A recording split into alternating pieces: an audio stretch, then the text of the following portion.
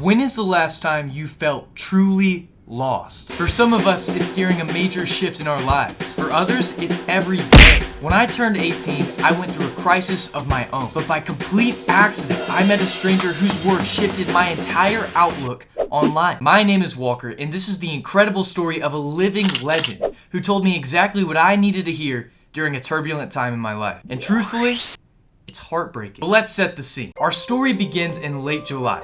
I'm hiking the Appalachian Trail, huffing and puffing my ass up in the Virginia Blue Ridge Mountains. It had been 4 days since my dad dropped me off at the trailhead with a big smile and a backpack full of bricks. So it's 10 a.m. I'm hiking as fast as I could. The sun was high in the sky, but behind it, a storm was brewing. A big one. And I needed to summit the highest peak in the area that day, and I had to be fast. My goal was the Full Heart Knot. It's that cliff you see in every nature mom's Tinder profile. I'm in a beautiful field surrounded by cows and flowers. I'm alone, I'm free, but my mind is racing. With a fractured friend group behind me and a college horizon ahead of me, I had to escape, but I'm having a great time. And then I stepped over a honeycomb. A honeycomb? What? Who is dropping a honey? Like, this isn't Looney Tunes. And then the bees came out. So they just keep coming, and I just keep running until I find myself in the middle of a forest, breathless, but beeless, and alone. My map was out because I'd been bashing bees like Greta Thunberg's arch nemesis. But I sat down and I realized that for the first time in 4 days, I was lost. Seriously lost. It only got worse from there. The white trail markers never came up, and I found myself ascending a ghostly ridge, while in the back of my mind, a voice kept cycling through 5 words I was too scared to admit to myself. You messed up. Big time. So I did the only thing I could do. I kept walking. I couldn't turn back. I had been hiking for miles in this direction. And if I didn't beat the storm, then I wouldn't hit the knot. And then I wouldn't have a water source for potentially miles and miles and miles. I wouldn't be able to make the trailhead where my dad was picking me up. And I'm in a bear zone. And hey! My thoughts were interrupted by a raspy voice calling for me. I looked up the ridgeline and I could see a man waving his poles at me. And I'm thinking, holy shit. Is that Steve? Yeah, No, it was just some guy with a weathered voice. I'm lost. Do you know the way to the knob? You said, what about the knob? I'm looking for it. You're looking for the knob. No, Full Heart Knob. Is this the right way to Full Heart Knob? Nah, man. It's 30 miles behind you. My heart sank. It was over. I was screwed. Nah, I'm just fucking with you. It's this way. Oh. That was hilarious. That was not funny. That was straight cruelty. But he just smiled and turned around. And so, me and this mystery man hiked together. His name was Terry, and he looked like he was mid-40s, maybe late 50s. But my jaw dropped when he told me he was in his mid-70s. He said he goes outside every day doing hardcore hikes and making his doctors furious because he isn't taking his meds. He said that nature was the only medication he needed, and I believed him. He was single, never married, and never had kids. But he was happier than any man I'd met his age. He'd constantly dart around and observe everything, taking it all in with a sense of childlike curiosity. And then I realized, wait, is this guy an axe murderer? He had this sense of mystery around him where I knew there had to be something going on behind the scenes. So I asked him what he did for a living. He told me to look him up whenever he got off trail. Turns out, people don't call this guy Terry. They call him the Buzzsaw. He was a 1970s pro wrestler, like we're talking WWE style. He toured the LA circuit, and from what I can tell, he was a beast. So he told me this, and then he goes on about this insane life. For 8 years, the Buzzsaw traveled the world winning matches, from Australia to Japan to LA, all while seeing the first-hand effects of micro-stardom. Oh yeah, and there were groupies. Lots of them. He was very adamant about making that clear. And they all shared a tour bus. Needless to say, the single life didn't sound so bad. So I asked him what he liked most out of all his successes, and I expected a funny answer. But what he told me was off-putting, uncomfortable. It wasn't the babes, it wasn't the glory. He said that whenever he was in the ring, he never had time to think about anything. And that's how he liked it. He was just there, a shell of a man, doing his thing. There was a pause, and he seemed to be lost in thought. I didn't know how to respond to that. I asked him why.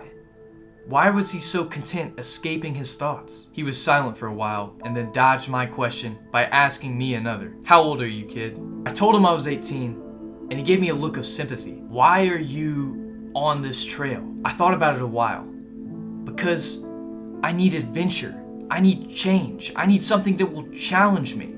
Summer was ending fast and college was approaching. I didn't feel ready for anything. None of it felt real. So I told him adventure, to which he responded with a somber sigh. Turns out there was more to this man than just living an entertaining life. When Terry was 18, he was a combat medic in Vietnam. 2 years and some of the most gruesome battles had taken place while he was on duty. His desire for challenge, for adventure, was met with something no 18-year-old had ever been expected to deal with. Guilt. On a daily basis, people like him, people younger than him who had faked their age to get into the war, would die in his arms. There was always a wound he couldn't heal, always another friend who wouldn't make it back home. He was taught to dissociate these feelings, to disconnect himself from his patients, but he took personal responsibility for their passing. He said that it's only in the nature of a healer to care. One of his friends, a field doctor in the same hospital as him, told him that he needed to take time out of his day and simply cry. It's heartbreaking. In the middle of Vietnam, a war that the American people showed no sympathy for, soldiers were asking each other to cry. He could have been me. He could have been anyone my age. But I wasn't born with a war, no higher cause to dedicate myself to. And to think that I was honest to God angry about it. Angry that I didn't have some epic destiny. And while my mind raced with meaningless problems every day, he faced real pain and real trauma that he was forced to relive again and again. It moved me to tears. But almost to tears, because he was hiking really fast and I had to keep up. With the weight of the world on his shoulders, I asked him, "How did you cope?"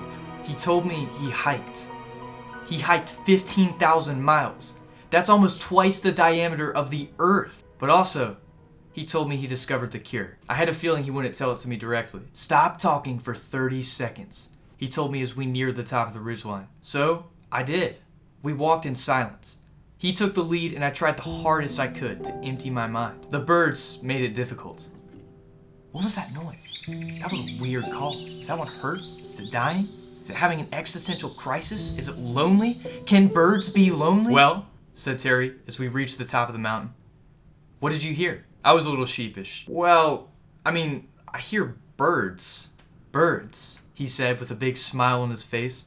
"I hear the birds chirping. I hear the wind in the trees. I hear the distant cars. I hear the trudging of our feet." And that was it. He just said what was exactly on his mind. And then it clicked. He was present. That was him. That was him in his purest form. He learned to let go. In the presence of nature, he was able to get out of his head and truly focus outward. I was struggling to do so. The storm, college, the rest of my life. None of those things mattered in the present.